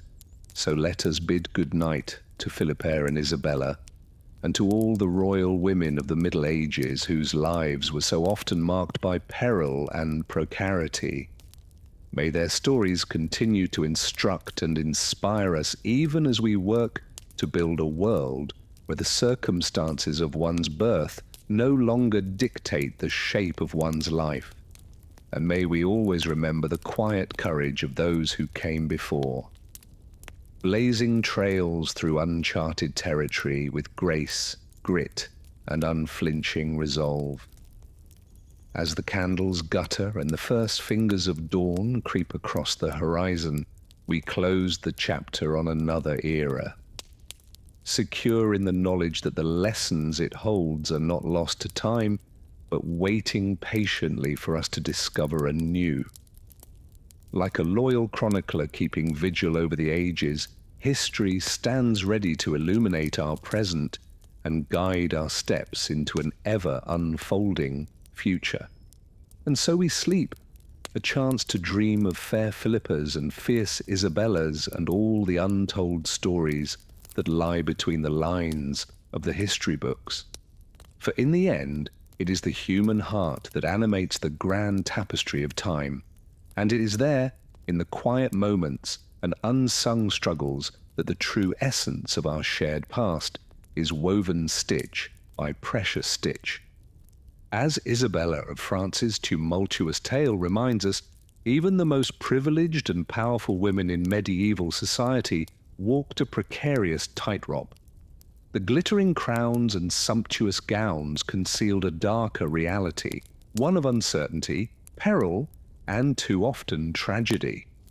For our next heroine, we travel to the wind-swept moors of northern England in the year 1349. Amid the looming shadows of Durham Castle, a young royal bride prepares to meet her destiny. She is Joan, the daughter of Edward III, King of England. And at just 13 years of age, she has been promised in marriage to Pedro of Castile, the newly crowned King of Spain. Joan's match with Pedro was a political masterstroke designed to solidify the budding alliance between England and Castile. But for the young princess, it meant bidding farewell to everything she had ever known. Sent across the sea to an unfamiliar land, Joan was expected to navigate the treacherous waters of the Castilian court, all while still a child herself. The early days of Joan's marriage were marked by loneliness and trepidation. Pedro, known to history as the Cruel, was a ruthless and capricious ruler with a penchant for violence. He took little interest in his young bride, preferring the company of his mistress, Maria de Padilla. As the years went by, Joan found herself increasingly isolated and unhappy. She was a stranger in a strange land, far from the comfort and support of her family. Her queenly duties, overseeing the royal household, dispensing patronage, even producing an heir, were made all the more difficult by her husband's indifference and the machinations of the Castilian nobles. Yet, even in the face of such adversity, Joan endured. She cultivated a reputation for piety and charity, winning the affection of the common people. When the plague of the Black Death reached Castile in 1361, Joan worked tirelessly to ease the suffering of her adopted homeland, even as she grieved the loss of her own firstborn child. But Joan's greatest trial was yet to come. In 1366, her husband Pedro was overthrown in a coup led by his half-brother, Henry of Trastamara. Suddenly, the once powerful Queen of Castile found herself a prisoner, held captive by Henry's forces. For 6 long years, Joan languished in captivity, her fate uncertain. It was only through the tireless efforts of her father, Edward III, that she was finally released. In 1372, aged 33 and forever altered by her harrowing experience, Joan at last returned to England, the homeland she had left behind so long ago. Joan's tale is a poignant reminder of the powerlessness that even the most high-born women could face in the medieval world. Buffeted by political winds beyond their control, their very survival often hung in the balance, and yet time and again these women found reserves of resilience that belied their seemingly fragile existence. Through acts of piety, charity, and sheer force of will, they carved out spheres of influence that transcended the limitations placed upon them. One such figure was Philippe of Hainaut, Queen of England and wife of Edward III. Though her marriage, like so many royal unions, was arranged for political gain, Philippa proved herself an able and influential consort. As a patron of the arts, she helped foster a cultural renaissance in the English court. The Queen sponsored minstrels, poets, and scholars, transforming her adopted homeland into a centre of learning and creativity. She even played a key role in the founding of Queen's College at Oxford University, one of the oldest and most prestigious institutions of higher learning in the world. But Philip's influence extended far beyond the realm of arts and letters. She was a skilled diplomat, often called upon to mediate disputes and broker alliances. When the kingdom faced the ravages of the 100 Years' War, Philippa served as regent in her husband's absence, capably overseeing the governance of the realm. Perhaps most remarkably, Philippa's marriage to Edward III seems to have been a genuinely affectionate partnership. The couple had 12 children together, and by all accounts, the king relied heavily on his queen's counsel and support. When Philippa passed away in 1369, Edward was said to be inconsolable with grief. In many ways, Philippa of Hanno represents the ideal of queenship in the medieval world. A woman who, through her intelligence, grace, and strength of character, transcended the limitations placed upon her gender to become a true partner in governance. But even for a queen as capable as Philippa, life was far from a fairy tale. The spectre of death loomed large over the medieval world, and royal women were not exempt from its grasp. In an age before modern medicine, childbirth was a perilous undertaking, one that claimed the lives of countless women, both common and noble alike. Among the most tragic of these tales is that of Anne Neville, Queen of England and wife of Richard III.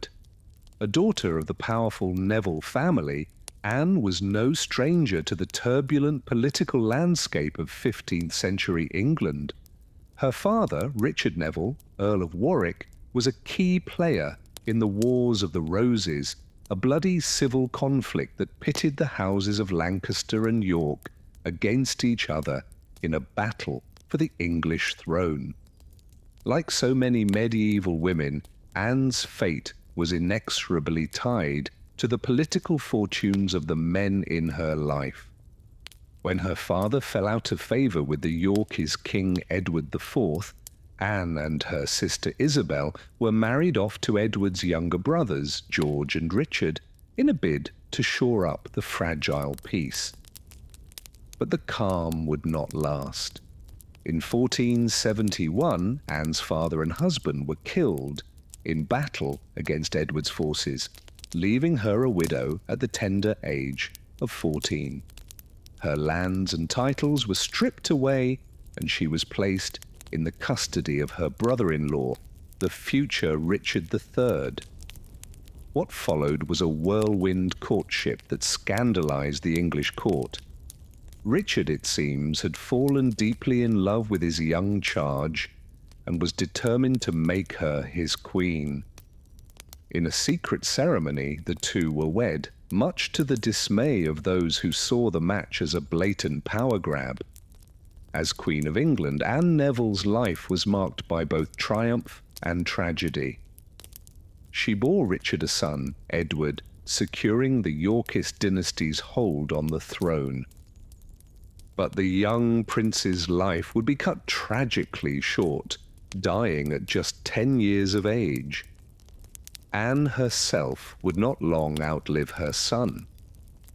In March of 1485, after months of illness, the Queen passed away at the age of 28. The cause of her death remains a mystery to this day, with some speculating that she may have succumbed to tuberculosis or even poison. Richard III, the man who had moved heaven and earth to make Anne his bride, was said to be heartbroken by her loss.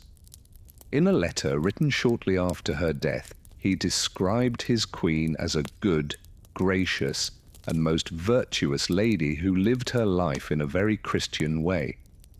But even in death, Anne Neville could not escape the tumult of the times in which she lived. Just 5 months after her passing, Richard himself would be killed in battle at Bosworth Field, bringing an end to the Yorkist dynasty and ushering in the Tudor era. As we come to the close of our journey through the lives of medieval royal women, it is impossible not to be struck by the sheer resilience and fortitude they displayed in the face of unimaginable adversity. From the political machinations of Eleanor of Aquitaine to the piety of Philippa of Hanno, from the tenacity of Matilda of England to the tragedy of Anne Neville, these women navigated a world that was at once glittering and treacherous, where power and peril often went hand in hand.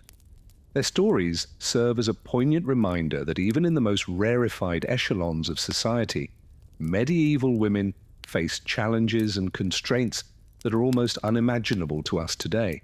Traded like cattle to cement political alliances, confined to the roles of wife and mother, and forever at the mercy of the men who controlled their destinies. These women, nonetheless, found ways to assert their agency and influence the course of history. In founding abbeys and sponsoring the arts, in serving as regents and counselors to kings, in performing acts of charity and piety that inspired the masses. Medieval queens and princesses carved out spheres of influence that transcended the limitations placed upon their gender. Their legacies endure not just in the pages of history books, but in the very fabric of the world we inhabit today. From the soaring arches of Gothic cathedrals to the hallowed halls of ancient universities, the imprint of medieval queenship can be seen and felt across the centuries. So the next time you find yourself wandering through a crumbling castle, keep or admiring a luminous work of medieval art, take a moment to remember the women whose stories are so often left untold. The queens and princesses who, through their courage, resilience, and unwavering spirit, helped shape the course of history. In their tales of triumph and tragedy, of power and peril, we may just find a glimmer of our own struggles and aspirations reflected back at us across the ages. For in the end, the human experience is one that transcends time and place, connecting us all in a tapestry of shared hopes, dreams, and challenges. And so we come to the end of our journey through the annals of medieval queenship. As we drift off to sleep, let us carry with us the stories of these remarkable women, their triumphs and their tragedies, their joys and their sorrows. Let us remember that even in the darkest of times, the human spirit has an extraordinary capacity for resilience and renewal. And let us draw strength and inspiration from the example of those who came before us, facing the challenges of their age with grace, courage, and an unshakable determination to leave their mark upon the world. Good night, dear listener, and sweet dreams. May the tales of medieval queenship be a reminder that even in the face of great adversity, the human spirit can soar to extraordinary heights. And may we all find within ourselves that same spark of resilience and hope that guided these remarkable women through the trials and tribulations of their age.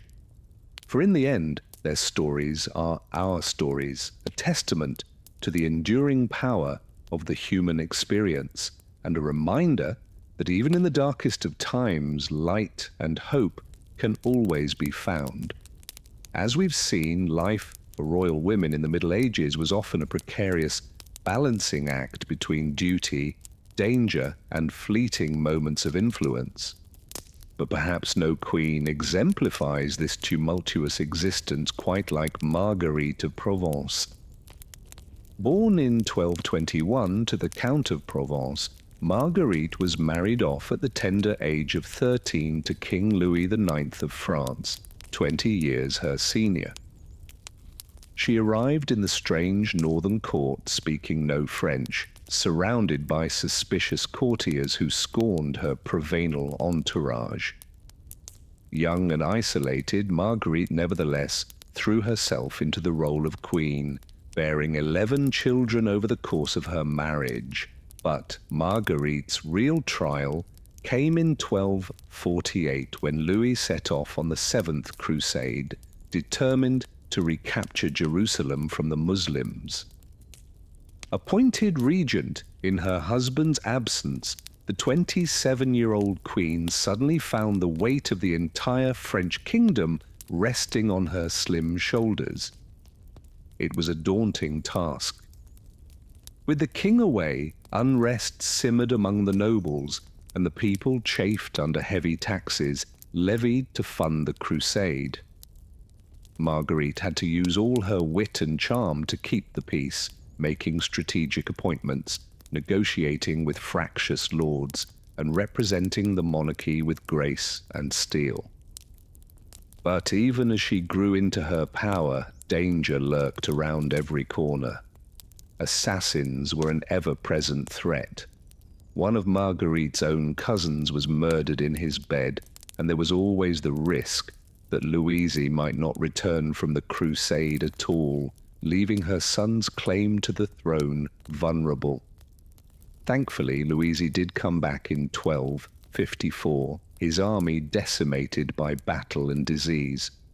But Marguerite's relief was short-lived. A few years later, the pious king announced his intention to embark on yet another crusade.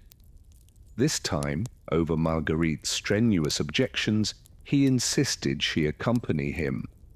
And so, in 1270, the 49-year-old queen found herself on a ship bound for Tunis, knowing full well the perils that lay ahead. Her worst fears were realized when dysentery swept through the Crusader camp, striking down king and commoner alike. Louis IX breathed his last in a sweltering tent outside the walls of Tunis, leaving Marguerite grief-stricken and alone in a foreign land far from home. But even in her despair, the Queen summoned her strength one last time. With the same fortitude that had seen her through decades of tumult, Marguerite rallied the Crusaders and negotiated a treaty with the Emir of Tunis. Only then did she accompany her husband's body back to France for burial in the Basilica of Saint-Denis. Marguerite spent her final years in quiet piety, withdrawing to a convent she had founded. She had endured a lifetime of uncertainty and loss, always striving to hold the center amid the chaos. Her story reminds us of the remarkable resilience of these medieval queens who navigated the razor's edge between power and peril, with grace under unimaginable pressure. But Marguerite of Provence was far from the only royal woman to leave her mark on the Middle Ages. Across the Channel in England, another formidable queen was carving her own path through the tangle of medieval politics. Her name was Eleanor of Castile, and she was in many ways the archetypal medieval queen. Beautiful, pious, and utterly devoted to her husband, King Edward I. But beneath that conventional surface beat the heart of a truly exceptional woman. Like so many royal brides, Eleanor was sent to England at a young age, betrothed to the future Edward I when she was just 12 years old. But this Spanish infanta quickly adapted to her new home, winning widespread admiration for her grace, learning, and charity. Unusually for the time, Edward and Eleanor seemed to have enjoyed a genuinely loving and respectful marriage.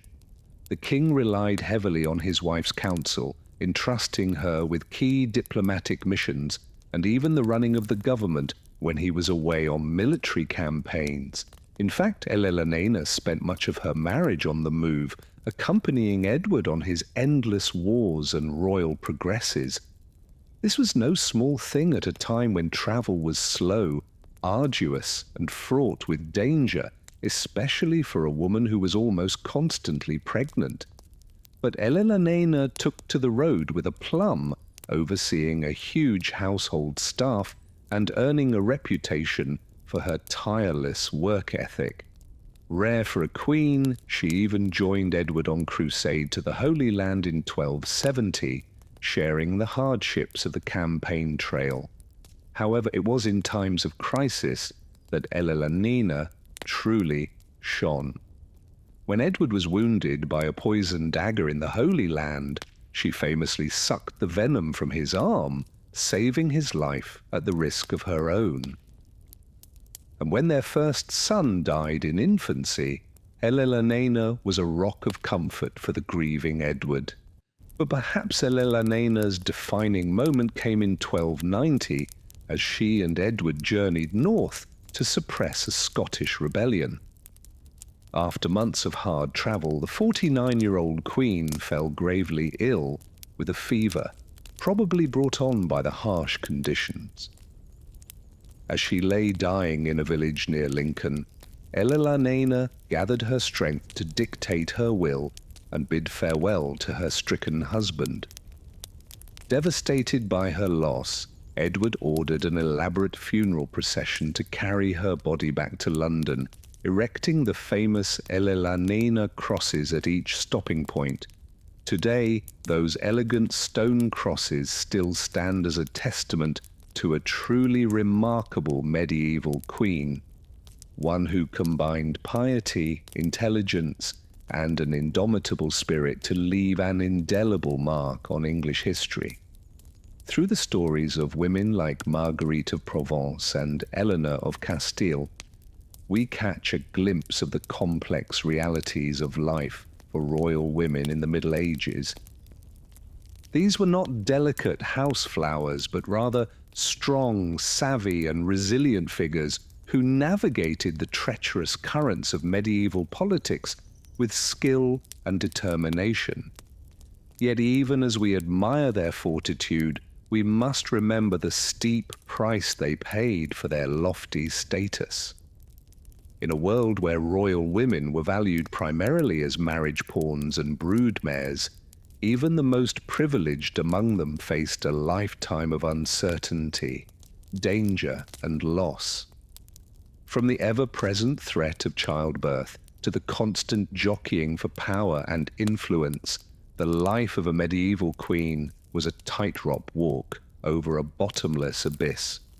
One false step, one untimely death or shift in fortune could send even the most carefully constructed life tumbling into chaos. And yet, for all the perils they faced, these royal women found ways to shape their own destinies and leave their mark on history. Whether as patrons of the arts, savvy political operators, or simply steadfast companions to their kingly husbands, queens like Marguerite and Eleanor carved out spheres of influence that extended far beyond the confines of their castle walls. In the end, perhaps that is the most enduring lesson we can take from the lives of medieval royal women, that even in the face of unimaginable adversity, the human spirit has an incredible capacity for resilience, ingenuity, and grace. These were women who bore the weight of crowns and kingdoms on their shoulders, and did so with a strength and dignity that echoes down through the centuries. So the next time you find yourself wandering through the draughty halls of a medieval castle or admiring the effigy of a long-dead queen, take a moment to remember the remarkable women who once breathed life into those stone walls. Theirs was a world of unimaginable grandeur and danger, of soaring triumphs and crushing defeats, but through it all they endured. And in doing so, they left us a legacy of courage, resilience, and indomitable spirit that still has the power to inspire us today. As Marguerite of Provence's story illustrates, even the grandest royal pilgrimages could take a harrowing turn. The perils of travel in the medieval era were many, from treacherous roads to the risk of ambush, disease, and shipwreck. Yet for royal women, pilgrimage wasn't just an act of piety. It was a rare chance for adventure beyond the confines of the castle walls.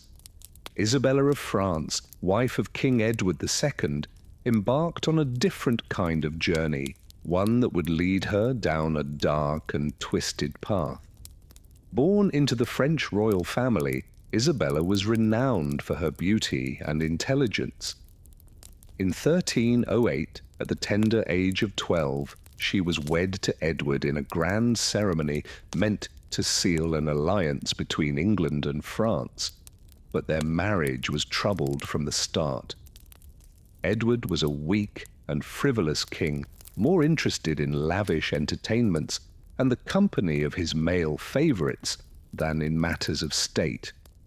He showered his friend Piers Gaveston with titles and riches, sparking the eye of his barons. Isabella, meanwhile, found herself increasingly sidelined and humiliated at court. As tensions mounted, Isabella bided her time and plotted her revenge. In 1325, she convinced Edward to allow her to travel to France, ostensibly to negotiate a peace treaty with her brother, King Charles IV. But once across the Channel, Isabella revealed her true intentions. She began gathering supporters and openly took Roger Mortimer, a powerful English nobleman, as her lover. Together, Isabella and Mortimer raised an army and invaded England, determined to depose Edward and rule in his stead. The king fled London but was soon captured. In a sordid twist, Edward was imprisoned at Berkeley Castle, where legend has it he met a grisly end, a red-hot poker thrust into his bowels. With Edward out of the way, Isabella and Mortimer effectively ruled England for several years. The she-wolf of France, as Isabella came to be known, had overthrown a king and installed her teenage son, Edward III, as a puppet monarch. It was a stunning reversal of fortune and a testament to Isabella's determination and political acumen. But power is a fickle mistress, and Isabella's grip on the reins of state would not last forever. As Edward III came of age, he grew resentful of his mother's domineering ways and Mortimer's arrogance. In 1330, the young king staged his own coup, arresting Mortimer and having him executed for treason. Isabella was spared, but stripped of her lands and wealth and sent to live out her days in a comfortable exile.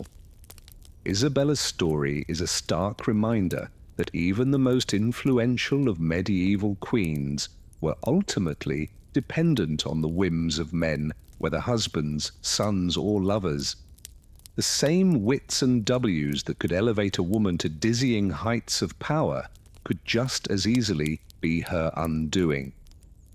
As the Middle Ages drew to a close, the lives of royal women began to change in subtle but significant ways. The Renaissance ushered in new ideas about education and the arts, and noble ladies increasingly pursued learning for its own sake. Queens like Elizabeth I of England and Isabella I of Castile would wield power in their own right, reshaping the political landscape of Europe. Yet even as the old feudal order crumbled, medieval ideals of femininity and queenship cast a long shadow.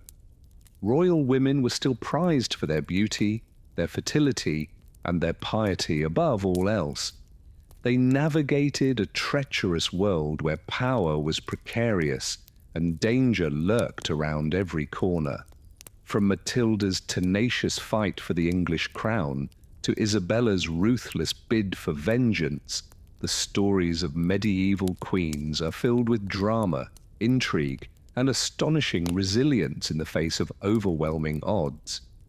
These women were more than just pretty faces or political pawns. They were mothers, warriors, scholars, and leaders in their own right. And so we come to the end of our journey through the turbulent lives of royal women in the Middle Ages.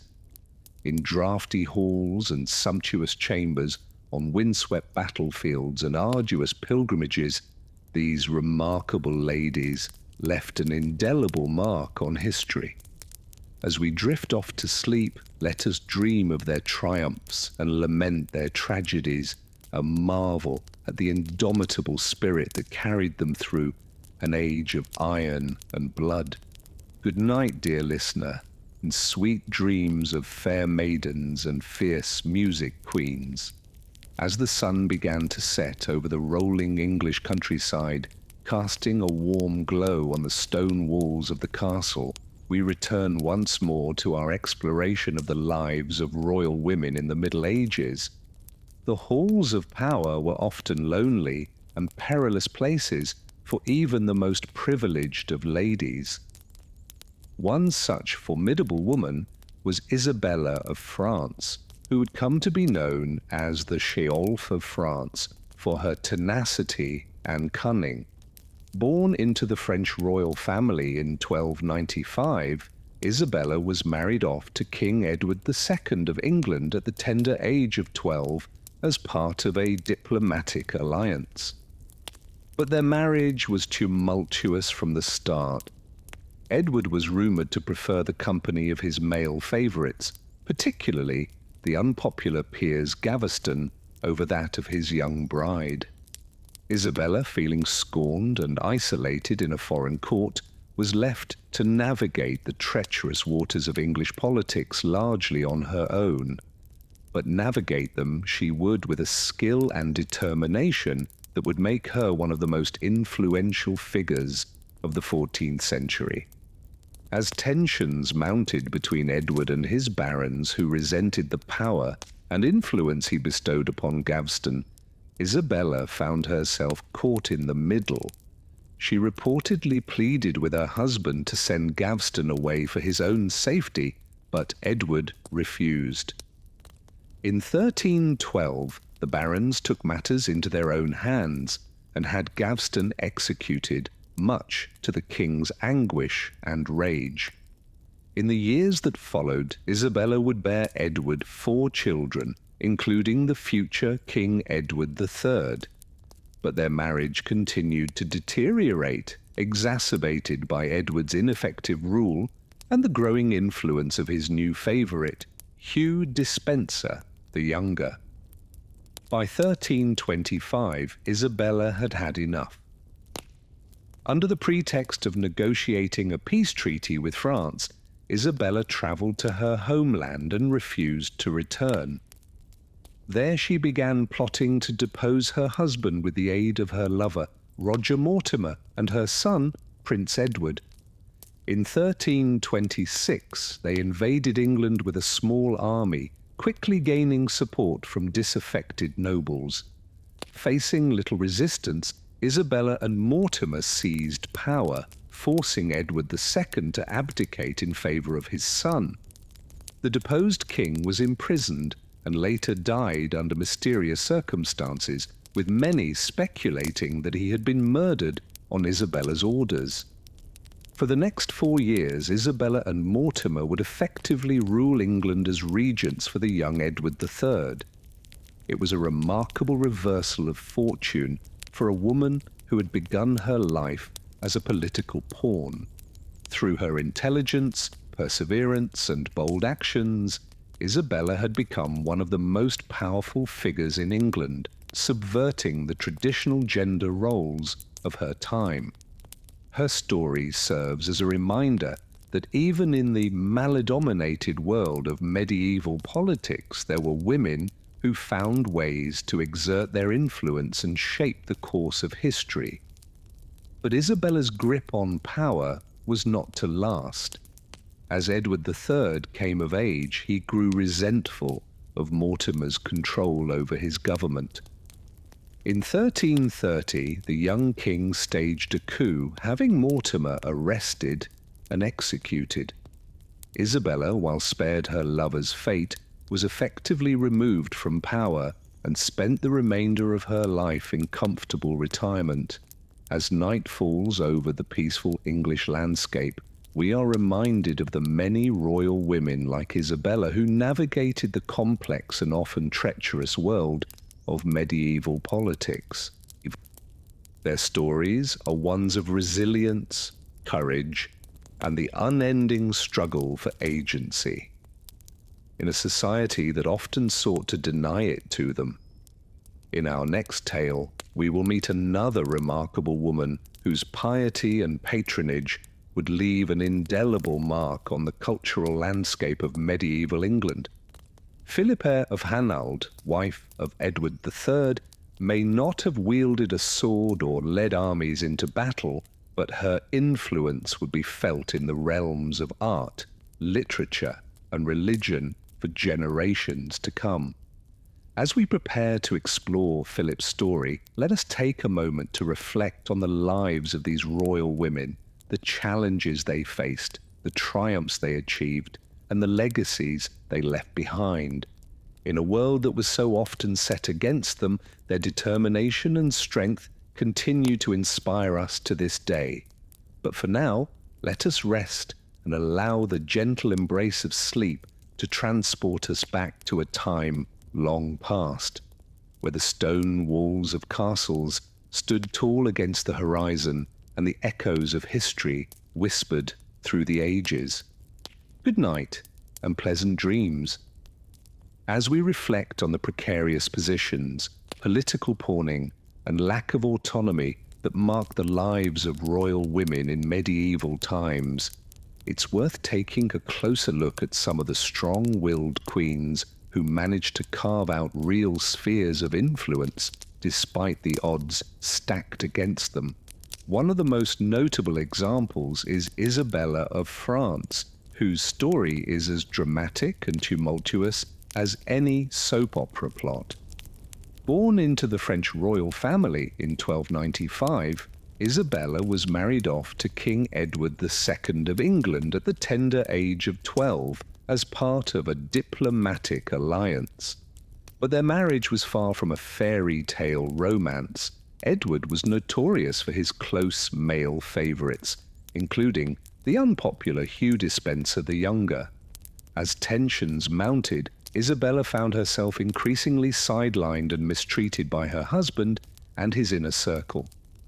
But rather than resign herself to a life of misery, this feisty French princess decided to take matters into her own hands. In 1325, Isabella travelled to France under the guise of a diplomatic mission, but it soon became clear that she had other plans in mind. Joining forces with her lover, the exiled English baron Roger Mortimer, Isabella raised an army and launched an invasion of England to depose her husband. Talk about a woman scorned. Their campaign was a resounding success. Edward II was forced to abdicate the throne in favour of his young son Edward III, with Isabella and Mortimer ruling as regents. For a few short years, this formidable pair held the reins of power in England. It was a remarkable reversal of fortune for a woman who had once been little more than a pawn in the political machinations of men. But power is a fickle thing, and Isabella's glory days were not to last. As Edward III came of age, he grew resentful of his mother and her lover's influence. In 1330, he staged his own coup, arresting Mortimer and executing him for treason. Isabella was spared but forced into a quiet retirement, living out the rest of her days in relative obscurity. While Isabella's story is certainly one of the more dramatic examples, she was far from the only medieval queen to wield real political clout. In fact, during times of war or crusades, when kings were often away for long periods, it was not uncommon for queens to step up and rule as regents in their stead. One such queen was Blanche of Castile, who served as regent of France on 2 occasions during the 13th century. A Spanish princess by birth, Blanche was married to King Louis VI of France at the age of 12. When Louis died just 12 years later, Blanche found herself in the challenging position of ruling on behalf of her young son, Louis IX. Despite facing opposition from rebellious baronses who resented being governed by a woman, Blanche proved to be a capable and effective ruler. She quelled uprisings, negotiated treaties, and even personally led troops into battle when necessary. Under her guidance, France enjoyed a period of relative stability and prosperity. Blune would once again take up the mantle of leadership when her son embarked on the Seventh Crusade in 1248. For 6 years, she governed France as regent, steering the country through the challenges of her son's prolonged absence. By the time Louis IX returned in 1254, Blanche had cemented her reputation as one of the most powerful and influential women of her time. Of course, not all medieval queens were able to translate their positions of prominence into real political power. Many found themselves constrained by the same rigid gender roles and expectations that limited the lives of women throughout society. For example, Elizabeth Woodville, the wife of King Edward IV of England, faced significant backlash for her perceived influence over her husband. As a commoner who had married into royalty, Elizabeth was resented by the old nobility, who saw her family's rise to prominence as a threat to their own power. Despite the fact that Edward clearly relied on Elizabeth as a trusted advisor and confidant, she was painted as a grasping, ambitious woman who had overstepped her bounds. After Edward's death, Elizabeth's enemies wasted no time in turning against her, imprisoning her, and executing her brother and sons on trumped-up charges of treason. So, while some medieval queens were able to defy the odds and carve out real spheres of influence, they still had to tread carefully in a world that was deeply suspicious of female power. The precarious nature of their positions meant that even the most capable and accomplished women could find themselves quickly toppled from grace. It's a harsh reality that speaks to the incredible challenges faced by royal women in the Middle Ages. Theirs was a world of constant uncertainty where the fortunes of even the most high-born ladies could shift on a dime. And yet, in the face of such adversity, many still managed to leave their mark on history, paving the way for the slow but steady march towards greater gender equality in the centuries to come. As we close out our exploration of the lives of medieval queens, it's worth taking a moment to reflect on the incredible resilience and strength that these women displayed in the face of unimaginable hardship. From political pawns to powerful regents, their stories serve as a testament to the enduring power of the human spirit, even in the darkest of times. So, the next time you find yourself wandering through a drafty old castle or admiring a centuries-old tapestry, take a moment to remember the incredible women who once walked those same halls and whose legacies continue to inspire us to this day. Because while the world of medieval royalty may seem impossibly distant from our own, the courage and determination of these remarkable queens is something that still resonates across the ages. As Queen Philippa of Hainault's story illustrates, medieval royal women who embraced the roles of pious patron and intercessor could wield a form of soft power and leave a lasting cultural legacy. But others sought a more direct route to political influence, stepping beyond the traditional queenly sphere to pursue their ambitions for better or for worse. One of the most dramatic examples of a queen claiming hard power is the turbulent tale of Isabella of France. Born in 1295, Isabella was the daughter of King Philip IV of France.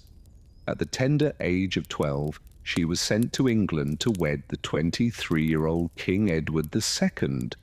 It was an arrangement intended to foster peace between the two kingdoms, but it planted the seeds of future strife. Edward II proved an inept and frivolous ruler who infuriated the English nobility by indulging his male favorites with undue influence and wealth. Poor Isabella not only had to contend with a feckless husband, but found herself sidelined at court by his companions, like the infamous Piers Gaveston.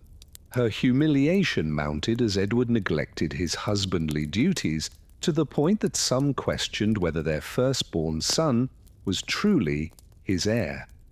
Tensions finally boiled over in 1325 when Isabella, now a frustrated queen in her 30s, travelled to France on a diplomatic mission. There she made a fateful alliance, partnering with her exiled lover Roger Mortimer to amass an invasion force. In a shocking turn of events, Isabella landed on English shores in 1326, declaring her intent to depose Edward as an unfit ruler. Astonishingly, the royal couple's own teenage son, the future Edward III, sided with his mother in the coup. The hapless king was quickly overwhelmed. He was forced to abdicate the throne and was later brutally murdered, almost certainly at Isabella and Mortimer's command. For 4 years, the rebel queen ruled as regent for her young son, exacting vengeance on her enemies and richly rewarding her supporters.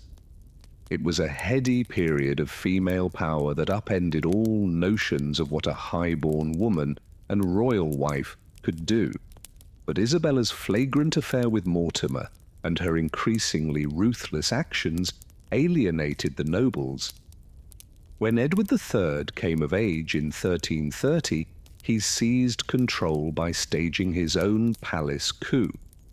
The Dowager Queen was initially confined to a house arrest, although she eventually reconciled with her son and lived to a ripe old age. Isabella of France's story is a reminder of just how much was at stake in the game of medieval politics that royal women were thrust into. Her daring actions make her stand out from so many of her contemporaries who were shuffled around as passive pawns. She took her fate into her own hands in the most dramatic fashion imaginable. Yet Isabella's rise and fall also illustrates the fine line that medieval queens had to walk. Taking too much power openly could provoke a backlash, as there was an underlying discomfort with female autonomy. A queen was meant to influence, to overtly rule. The most skillful found ways to exercise power within the limits of their prescribed roles. As we've explored whether taking dramatic action like Isabella or finding subtler avenues to effect change, medieval royal women were never mere decorative consorts. They were political players in their own right, constantly navigating a treacherous world of shifting alliances, intrigues, and dangers. It was a harsh existence in many ways, but one that gave rise to some truly remarkable individuals. So next time you find yourself touring a grand medieval castle or admiring the delicate beauty of an illuminated manuscript, spare a thought for the royal women behind the scenes. They may often be reduced to footnotes in the history books, but their stories deserve to be told because in many ways it is their quiet struggles and resilience in the face of overwhelming odds that lend texture to the complex tapestry of the medieval world. And with that, we draw our tales of these formidable royal women to a close. If you've enjoyed stepping back into the halls of medieval power, do consider hitting that like button and subscribing to our channel. There are so many more fascinating corners of history for us to explore together. But for now, let the hypnotic whir of the spinning wheel lull you gently to slumber. Perchance to dream of fair maidens and soaring castle keeps. Sweet dreams, dear viewer. Until next time, farewell.